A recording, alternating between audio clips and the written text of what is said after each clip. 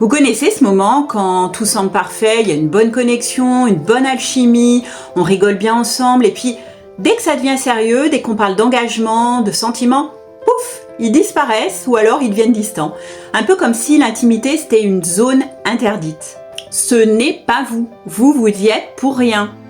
Ça parle de leur peur. La peur de l'abandon, ils sabotent avant d'être sabordés. Et d'ailleurs, il y a une étude en psychologie qui montre que 60% des fuiteurs ont vécu une trahison, soit parentale, soit amoureuse. En tout cas, ils ne l'ont pas réglée. Et leur mantra, c'est « quitte avant d'être quitté ». L'impuissance apprise, ils pensent « je ne saurais pas le rendre ou la rendre heureuse », alors ils optent pour la sortie de secours.